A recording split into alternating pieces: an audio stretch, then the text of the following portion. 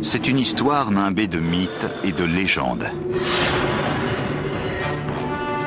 Comment une tribu nomade a-t-elle pu bâtir le plus grand empire des Amériques en juste 200 ans? Ils ont réalisé des ouvrages extraordinaires pour leur temps. Leur civilisation rivalisa de raffinement avec Rome. Les Aztèques disposaient des meilleures techniques de l'époque. Les aqueducs, les palais, les pyramides et les temples étaient autant de tribus à leur dieu et de témoignages de la puissance de l'homme. Leur plus grande réalisation fut une capitale rayonnante qui a tant émerveillé les Européens qu'ils l'ont baptisée la Venise du Nouveau Monde. La cité s'étendait à perte de vue et se reflétait dans ses canaux et ses lacs couronnés d'arbres et de demeures magnifiques. Mais leur soif de puissance et de sang les mena à leur perte jusqu'à leur disparition fulgurante et totale.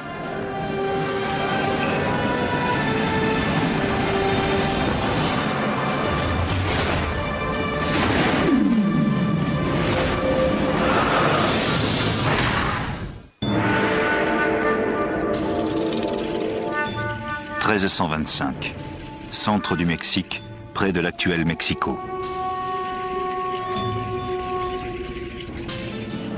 Une jeune fille, adolescente encore, s'apprête à célébrer ses noces. C'est la fille d'un souverain toltèque qui l'a donnée en mariage au chef d'une tribu récemment installée sur ses terres. Cette tribu est aujourd'hui connue sous le nom d'Aztèques.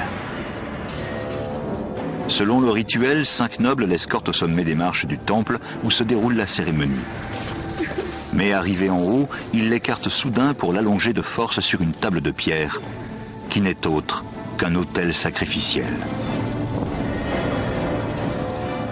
Chaque homme lui tient un membre, tandis que le 5e lève vers le ciel un poignard d'obsidienne.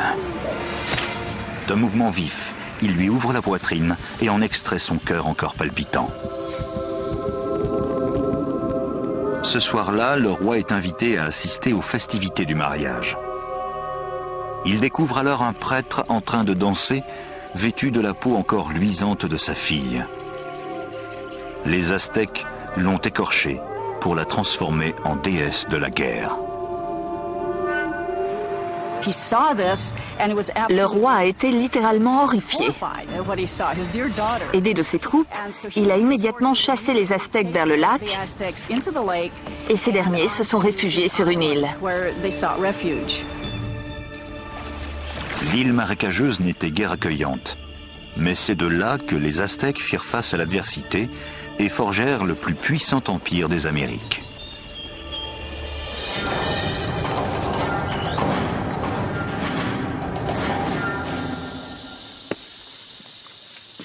Bonjour, je suis Peter Weller. Quand je pense aux Aztèques, je pense à un peuple élégant avec de magnifiques coiffes multicolores. Je pense à des cités lacustres et à une chanson de Neil Young sur Moctezuma et Cortés. Mais je pense aussi aux poignards d'obsidienne qui s'enfonçaient dans les poitrines et à ces mains qui en sortaient un cœur sanglant qu'elles élevaient vers le ciel. Chez les Aztèques, la plupart des sacrifices avaient lieu dans un temple juché en haut d'une pyramide de pierre comme celle-ci. Les Aztèques pensaient que sans ces offrandes, le soleil cesserait de se lever et que l'univers mourrait. L'histoire des Aztèques mêle mythe et réalité. Mais ce que nous savons, c'est que ce meurtre, aussi horrible soit-il, a marqué le début de l'Empire aztèque et son lieu de naissance.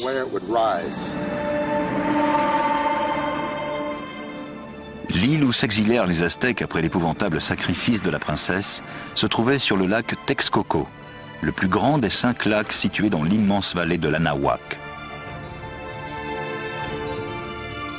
Cette vaste vallée, jadis déserte, accueille aujourd'hui l'une des plus grandes métropoles du monde, Mexico. Mais il y a 700 ans, l'île était si marécageuse que personne ne se l'était appropriée. Alors qu'il regardait le lac, le chef aztèque Tenoch aperçut un aigle dévorant un serpent perché sur un cactus.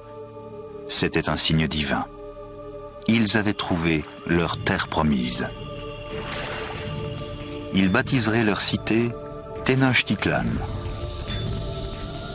La vie est rude pour les Aztèques dans les premiers temps de Tenochtitlan. Mais ils ont une vision. La vision d'une ville puissante, modelée sur une ancienne cité légendaire située à une quarantaine de kilomètres de là. Cette cité, c'est Teotihuacan, ou la ville des dieux. Nous savons très peu de choses sur elle. Nous n'avons que des vestiges archéologiques.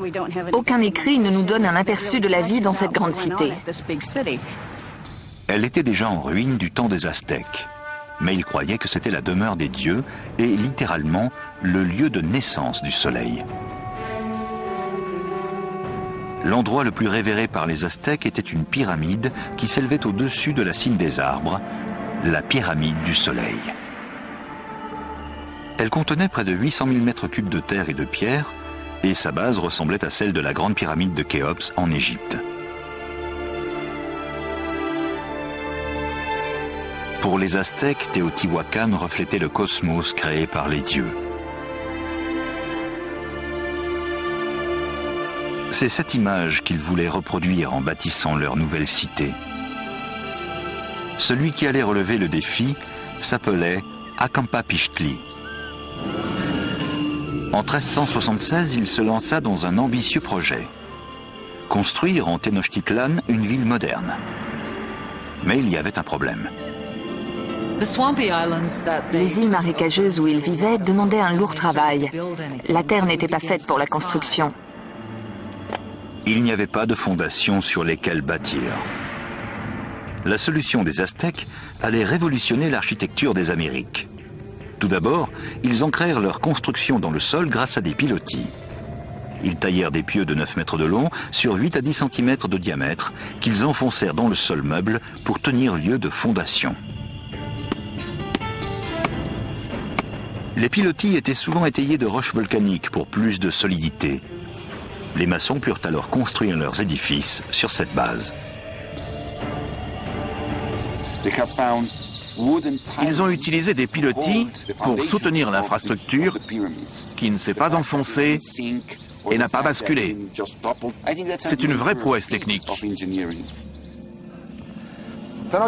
Tenochtitlan était une île, mais le lac environnant n'avait guère de profondeur, parfois juste 2 mètres.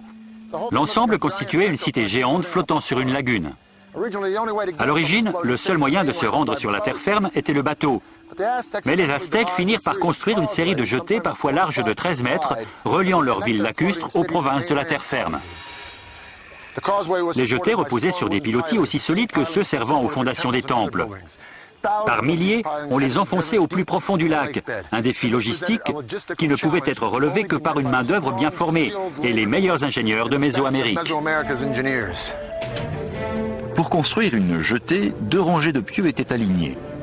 L'espace entre eux était comblé avec des pierres et de la terre jusqu'à atteindre plusieurs mètres au-dessus du niveau de l'eau.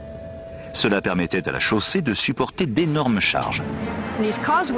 Ces jetées étaient rectilignes, très larges, avec des ponts-levis, et elles reliaient la cité avec le nord, l'ouest et le sud.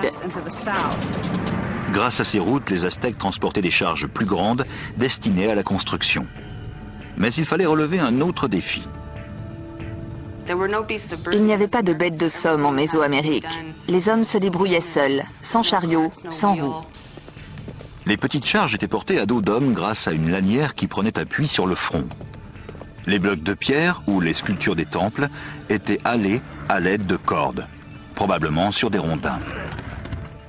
D'après la légende, il fallait la force de 50 000 hommes pour acheminer une pierre destinée à un temple depuis la montagne sur le continent jusqu'à la ville.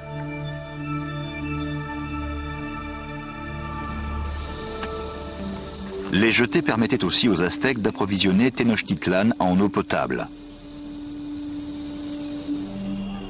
Auparavant, ils transportaient l'eau dans des canoës depuis la rive, mais l'explosion démographique exigeait une solution mieux adaptée à la demande.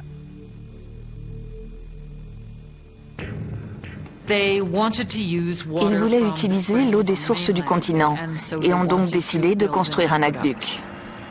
Mais les sources étaient contrôlées par la tribu qui dominait la région, les impitoyables Tépanèques. Les Tépanèques contrôlaient toute la vallée. Ils avaient un puissant empire et faisaient la loi. Les Aztèques leur étaient inféodés. L'augmentation de la population aztèque fit naître les premières tensions avec les Tépanèques. Les Aztèques leur posèrent un ultimatum qui risquait de changer l'équilibre des pouvoirs dans la région. Les habitants de Tenochtitlan ont exigé des Tépanèques qu'ils leur donnent l'eau et les aident à construire l'aqueduc. La réponse des Tépanèques fut rapide et brutale. Leur roi, Maxtla, envoya des hommes assassiner le souverain aztèque. Ce fut l'étincelle qui alluma la mèche. Après des décennies sous le joug des Tépanèques, les Aztèques se décidèrent enfin à se révolter contre leurs impitoyables suzerains. Mais pour vaincre les Tépanèques, ils vont avoir besoin de l'aide de leurs voisins. Ils se rapprochèrent donc de la cité-État de Texcoco, où un dirigeant d'envergure était en pleine ascension. Son nom, Nezahualcóyotl. Son sens de l'autorité allait contribuer à forger l'empire aztèque. Avec Nezahualcóyotl pour allié, les Aztèques opprimés étaient prêts à frapper fort. Ils lancèrent une attaque massive contre la capitale Tépanèque. Après un siège de plus de 100 jours, ils forcèrent la défense ennemie et massacrèrent leurs oppresseurs. Après avoir capturé le roi Maxtla, Nezahualcóyotl lui arracha personnellement le cœur et répandit son sang dans les eaux du lac Texcoco. Les rôles s'étaient soudain renversés. Ce jour-là marque la naissance de l'Empire aztèque. Les Aztèques ont dès lors régné sur la vallée de Mexico. Après avoir conquis la vallée de Mexico, les Aztèques pouvaient désormais se consacrer à l'approvisionnement en eau potable de leur ville en pleine expansion. Seuls, ils conçurent et construisirent ce que peu d'empires dans le monde sauront maîtriser, un aqueduc. L'aqueduc possédait 2 canaux d'1,50 m de haut sur 90 cm de large. Ils étaient nettoyés et entretenus alternativement, si bien que l'écoulement de l'eau n'était jamais interrompu.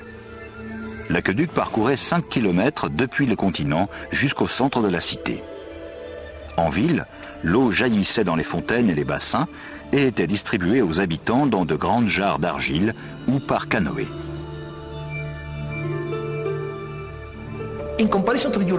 Les Aztèques étaient très propres. Nous savons que l'empereur prenait 2 bains par jour.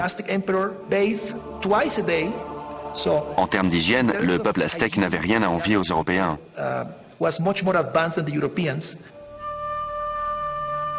Alors que les nobles nageaient dans le luxe, en Europe, à la même époque, la peste provoquée par des conditions sanitaires déplorables faisait des millions de victimes. La baignoire du roi Nezahualcóyotl était unique aux Amériques. Elle était alimentée par un système élaboré qui fournissait aussi l'eau courante à son palais. Derrière moi, vous apercevez la colline de Tetzcozinco. C'est là que Nezahualcóyotl avait bâti un palais de rêve entouré d'un jardin botanique qui comptait toutes les fleurs exotiques de Mésoamérique. Nezahualcóyotl avait fait venir l'eau de ses montagnes à travers ses collines jusqu'au palais, juste pour arroser ses plantes. Pour installer son aqueduc, Nezahualcóyotl dut inonder un immense canyon entre Tetzcozinco et la colline voisine. Lorsque l'eau atteignait la première colline, elle était recueillie dans de petits bassins destinés à maîtriser sa vitesse avant qu'elle n'arrive à l'aqueduc. Après avoir traversé l'aqueduc, l'eau coulait dans un canal autour de la colline de Tetzcozinco et se transformait par endroits en cascades qui venaient irriguer les jardins. Elle terminait son parcours dans un bassin presque parfaitement rond taillé dans la roche, baptisé la baignoire du roi. De là, il pouvait admirer son domaine de Texcoco et ses magnifiques jardins botaniques. C'est vraiment une baignoire digne d'un roi. Au milieu du XVe siècle, avec un empire en pleine expansion, le temps était venu pour les Aztèques de se choisir un souverain. Son nom, Moctezuma. Il fut le premier de 2 empereurs à porter ce nom désormais célèbre. Sa première décision fut d'agrandir les frontières de l'Empire. Les Aztèques s'emparèrent des cités-États situées au sud vers la vallée de Oaxaca, à l'ouest en direction du Pacifique et à l'est vers le golfe du Mexique. En 1449, l'Empire comptait 15 millions d'habitants. En 100 ans seulement, les Aztèques avaient accompli l'impossible, renverser l'ordre du monde mésoaméricain. Mais s'ils dominaient sur le plan militaire, leur île était à la merci d'un autre type d'ennemi. Comme la Nouvelle-Orléans, Tenochtitlan était sans cesse aux prises avec l'eau. L'un des premiers projets de Moctezuma fut de protéger sa ville des vastes étendues aquatiques qui l'entouraient. Voici ce qu'il reste du lac Xochimilco, au sud de Mexico, la Tenochtitlan des Aztèques. Ce lac, comme les 4 autres qui entouraient la ville, était alimenté par des sources. Il n'y avait ni rivière ni ruisseau pour drainer l'eau. Et s'il pleuvait beaucoup, le niveau montait et inondait la terre jusqu'à la ville. C'est exactement ce qui s'est produit au milieu du XVe siècle, où des inondations sans précédent ont balayé Tenochtitlan. La capitale et son empire ont été presque entièrement détruits, et la civilisation aztèque a dû, une fois de plus, compter sur le génie de ses architectes, dont un en particulier. Moctezuma demanda à son vieil allié Netzahualcoyotl de l'aider à protéger du lac sa ville en reconstruction. Netzahualcoyotl imagina une solution qui allait faire de lui le plus grand ingénieur du continent. Il fit ériger autour de la ville une énorme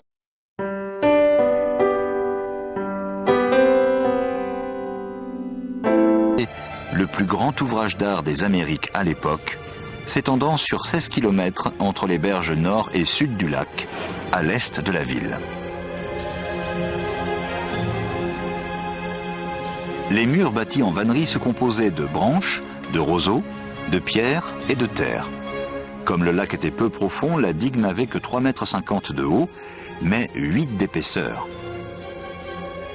Netzahualcoyotl l'équipa de portes d'écluse probablement en bois qui se levaient et s'abaissaient pour réguler le niveau de l'eau. La digue permettait aussi de protéger les réserves d'eau douce.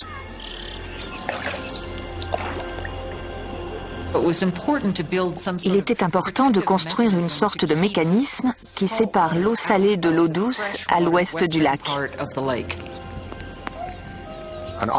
Une armée marche sur son ventre, disait Napoléon. Une grande provision de vivres pour les civils est à l'évidence nécessaire à l'évolution de toute civilisation. Mais les Aztèques ont mis au point une méthode unique, non seulement pour le bien de la population civile, mais aussi pour soutenir l'expansion militaire de leur empire. Cette invention révolutionnaire baptisée Chinampa permettait littéralement de créer de nouvelles terres à cultiver. La ville s'agrandissant, il fallait de la place pour ses habitants. Ils ont donc bâti ces Chinampas sur le lac. Il s'agit d'îlots artificiels construits au milieu du lac. Ils ressemblaient à d'étroits terrains de football de 90 mètres sur 9. Pour construire une Chinampa, on entassait dans l'eau des morceaux de bois sur lesquels on disposait des claies de roseau. Ensuite, on raclait le limon de la lagune et on l'entassait sur les roseaux. Il fallait 4 à 6 hommes et 8 jours de labeur pour construire une Chinampa. Elles étaient reliées à la cité par de larges canaux de navigation. Des milliers d'ouvriers travaillaient à leur construction pendant des mois. Une Chinampa comme celle-ci pouvait donner jusqu'à 7 récoltes par an, contre 3 au maximum pour un champ traditionnel. Quand la récolte d'une Chinampa était prête à être rentrée, les semis préparés dans la vase d'un radeau adjacent surgissaient. Plus tard, on transférait ces semis sur la Chinampa et l'on répétait l'opération sur des centaines puis des milliers de Chinampas. C'est cette technique qui a transformé Tenochtitlan, simple ville tribale, en cité-État prospère. Maintenant que l'infrastructure de leur ville était en place et qu'ils contrôlaient d'immenses territoires, les Aztèques allaient repousser leurs frontières plus loin qu'ils ne l'avaient jamais fait.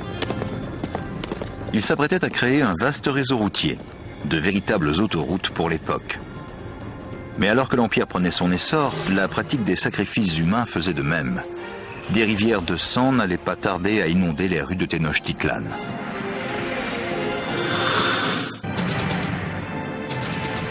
À la fin du XVe siècle, la population aztèque avait explosé. Un nouvel empereur allait se lancer dans des conquêtes qui marqueraient l'histoire. Ahuitzotl allait se révéler plus grand guerrier encore que son aïeul Moctezuma. En 1502, Ahuitzotl avait conquis des territoires allant de la côte pacifique du Mexique jusqu'au Guatemala au sud.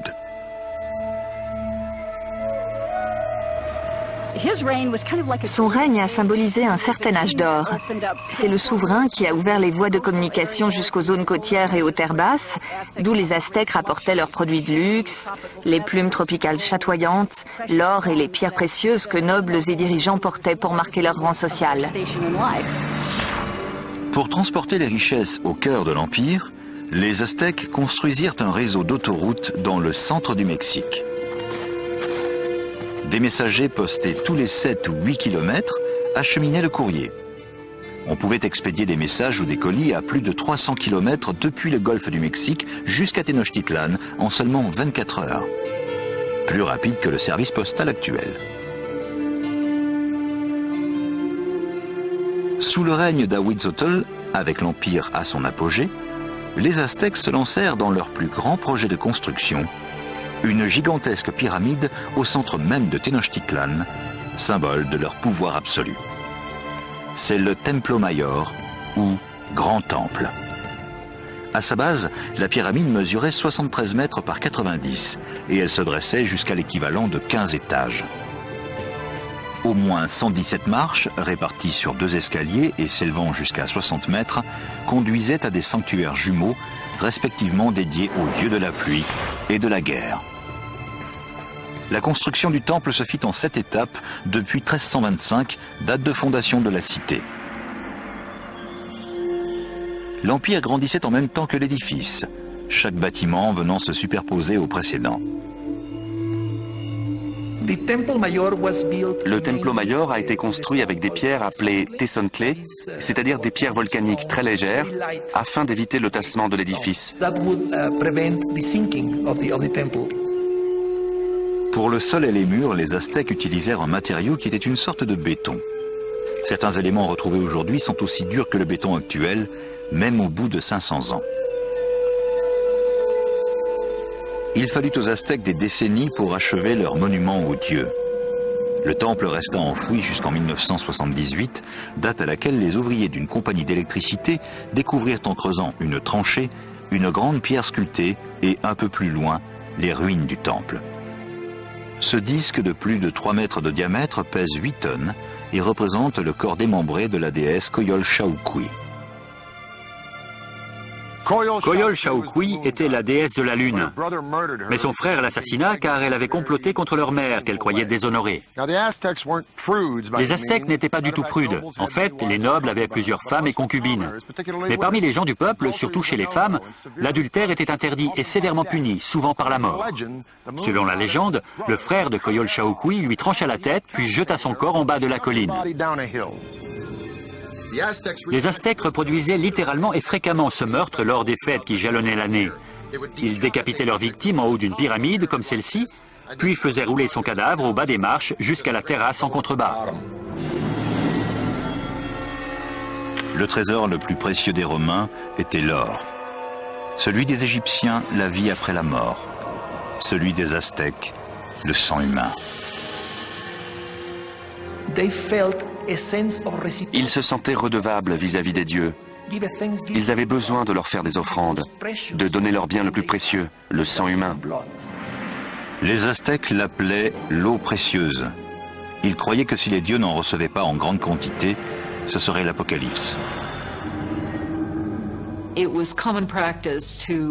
était courant de décorer les murs intérieurs des temples de sang frais. L'odeur devait être pestilentielle. Pour consacrer l'édification du grand temple, l'empereur Ahuitzotl organisa un sacrifice de masse. Les têtes des victimes furent exposées tout autour de l'édifice. D'après certains chroniqueurs, 20 000 personnes auraient été sacrifiées. D'un point de vue pratique et scientifique, cela semble impossible. Je crois que les récits écrits par les Espagnols signifient simplement qu'à leurs yeux, les victimes étaient très nombreuses. Au cours du règne d'Ahuitzotl, on assista à de véritables hécatombes. La vie à Tenochtitlan devint vite une longue suite d'immolations. Alliés ou ennemis, tous assistaient aux sacrifices. Les sacrifices sont toujours des événements rituels, mais ils ont aussi une signification politique. C'est une forme d'intimidation. À la mort d'Ahuitzotl, les Aztèques avaient institutionnalisé les meurtres sacrificiels et transformé en forme d'art les massacres sur les champs de bataille. C'étaient les plus farouches combattants d'Amérique. Un corps d'élite allait d'ailleurs se voir dédier un nouveau temple. Mais ils n'étaient pas préparés à la guerre des mondes qui allait s'abattre sur eux.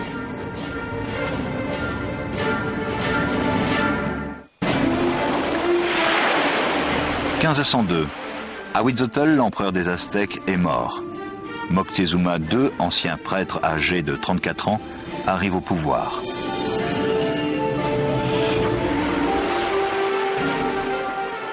De l'autre côté de l'océan, en Espagne, un notaire de 18 ans du nom d'Hernán Cortés s'apprête à traverser l'Atlantique pour participer à la conquête du Nouveau Monde au nom de son pays.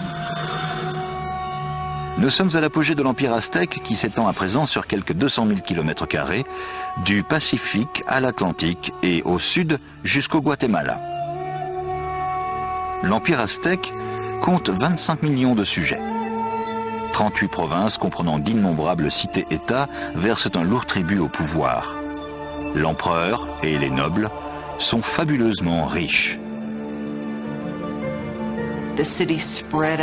La cité s'étendait à perte de vue et se reflétait dans ses canaux et ses lacs, couronnés d'arbres et de demeures magnifiques. Et Moctezuma II régnait en maître absolu. Il était connu pour ses qualités d'homme d'État et de chef militaire. Cruel, il massacrait la population des villes qui lui résistaient. Mais c'était un être tourmenté. Moctezuma était un homme passif, peut-être bien dépressif. D'après la légende, il vit un soir une comète zébrer le ciel de Tenochtitlan et passa le reste de la nuit en pleurs. Au fil du temps, il devint de plus en plus paranoïaque. Mais au plus fort de son obsession pour le surnaturel, une autre menace, bien réelle celle-ci, approchait sur l'océan. Des vigies postées le long de la côte rapportèrent d'étranges témoignages, parlant de choses qu'elles étaient incapables de décrire. Les Indiens n'avaient jamais vu de bateau et n'avaient pas de mots pour les décrire. Alors ils parlent de montagnes qui se déplacent sur l'eau. En 1519, en provenance de Cuba, Hernán Cortés débarqua avec 11 de ses montagnes flottantes et 500 hommes dans le golfe du Mexique, à 320 km au sud-est de Tenochtitlan. Les tribus furent stupéfaites par ces hommes dotés d'armures métalliques et d'animaux qu'elles ne connaissaient pas. Cortés pénétra dans les terres et massacra sauvagement les Indiens qui lui résistaient. Mais de nombreuses tribus lui fournirent volontiers des vivres et des hommes. Un seigneur local chercha à gagner la faveur des Espagnols en donnant à Cortés et à ses hommes un groupe de femmes.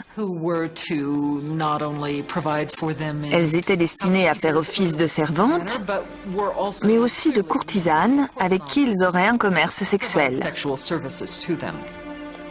L'une de ces femmes retint plus particulièrement l'attention de Cortés. C'était la fille d'un chef de tribu qui avait été vendu comme esclave. Elle s'appelait la Malinche. Ils ont eu des relations intimes et elle a fini par lui donner un fils. Un des premiers métis du Nouveau Monde. Mais Malinche était bien plus qu'une simple maîtresse. Elle devint l'interprète, puis la conseillère de Cortés, et lui servit d'intermédiaire avec les Aztèques.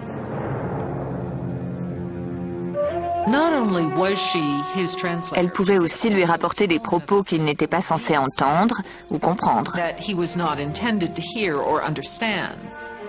Le réseau de messagers aztèques informait Moctezuma des mouvements des Espagnols. De toute évidence, il marchait sur sa ville.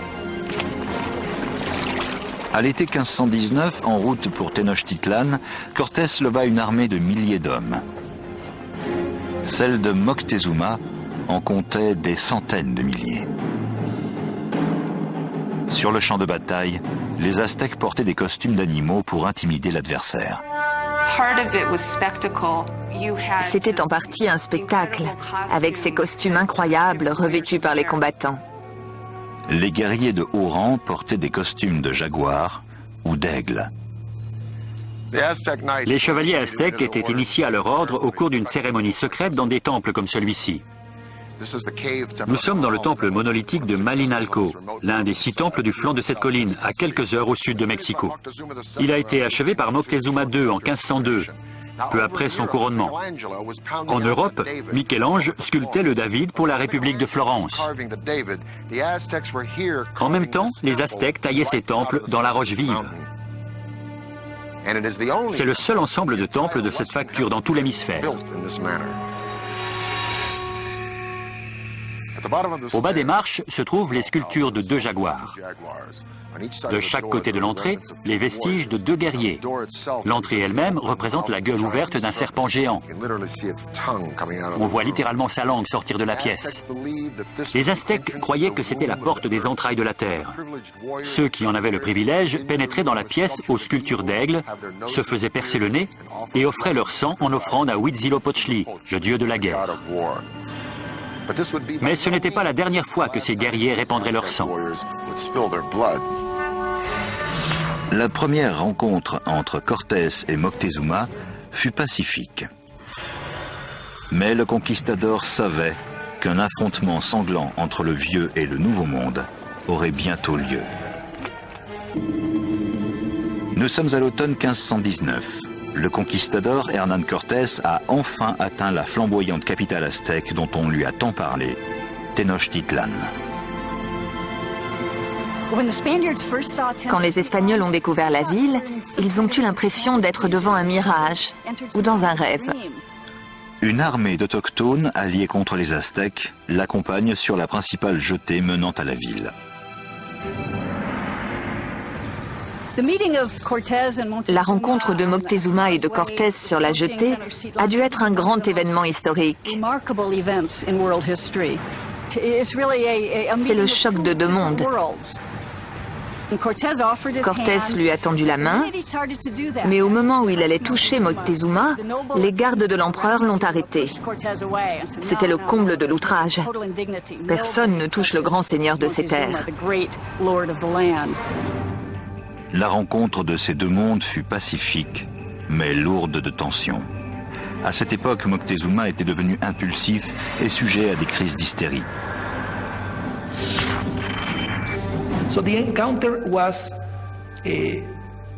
La rencontre a surtout consisté à évaluer les forces en présence.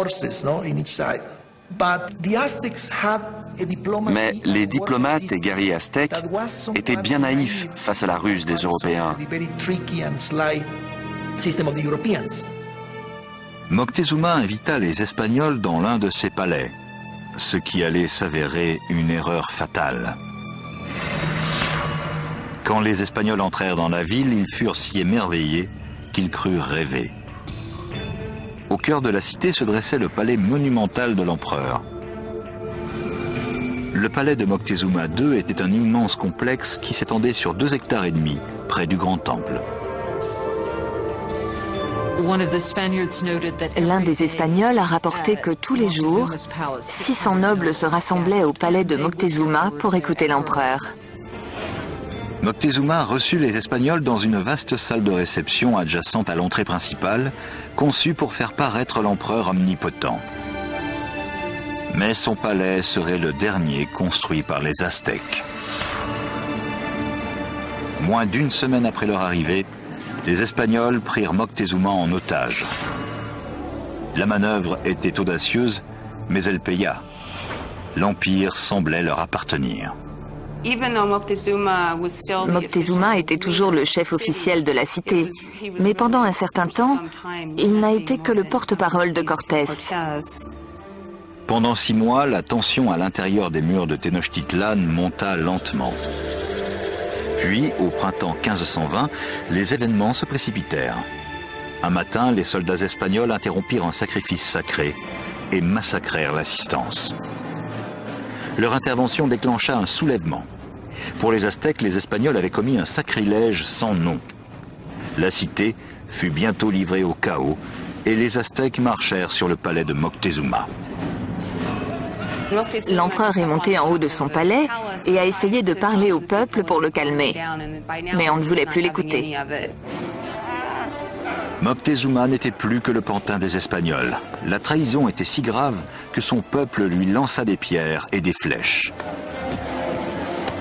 Peu après, le corps sans vie de Moctezuma fut jeté du haut du palais. On ignore s'il mourut de la main des Espagnols ou des blessures infligées par son propre peuple. À ce stade, les Espagnols ont décidé de quitter la ville. Dans la nuit du 30 juin 1520, les Espagnols cherchèrent à s'enfuir en profitant de l'obscurité. Comme ils ne voulaient pas se séparer du butin qu'ils avaient amassé, ils ont été retardés par le poids qu'ils avaient à traîner. Ce furent des cibles faciles pour les guerriers aztèques qui les rattrapèrent sur la jetée. Les corps ne tardèrent pas à s'accumuler dans l'eau.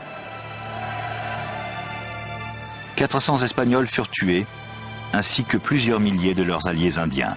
Cette fuite a été baptisée Noche Triste, la triste nuit. Cortés et quelques autres parvinrent à se sauver. Cette fois, les Espagnols allaient s'employer à anéantir la rayonnante Tenochtitlan.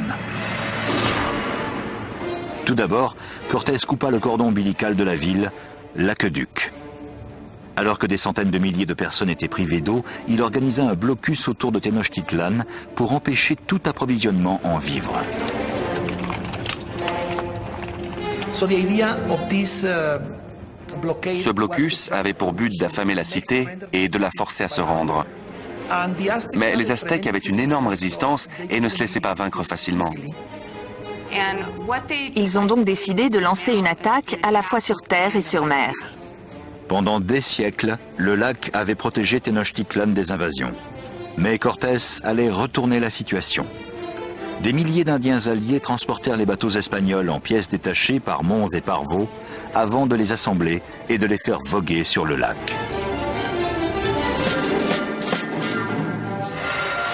Mai 1521, Cortés lâche ses troupes pour une ultime attaque sur Tenochtitlan. 600 Espagnols, dont 100 cavaliers et plus de 50 000 Indiens, affrontèrent les défenseurs aztèques de la ville sur ces impressionnantes jetées.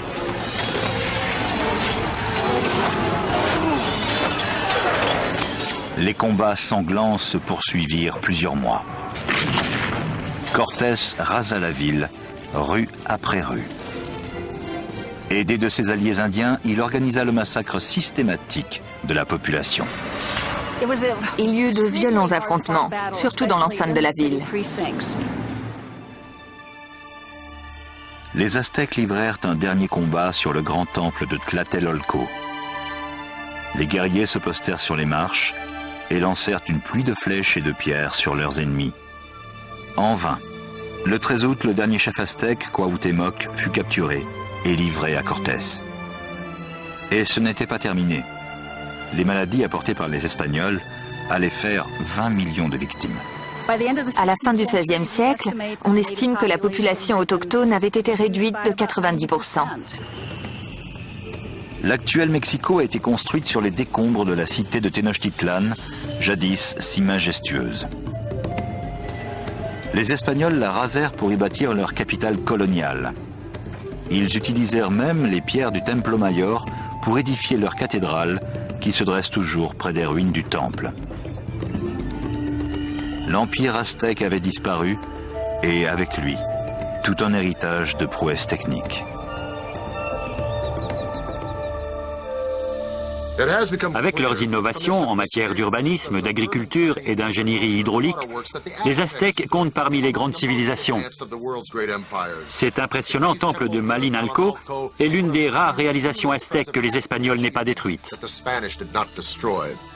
Et des sites époustouflants comme celui-ci nous forcent à nous interroger. Si les Espagnols n'avaient pas débarqué ici, à quoi ressemblerait Mexico aujourd'hui? C'était Peter Weller.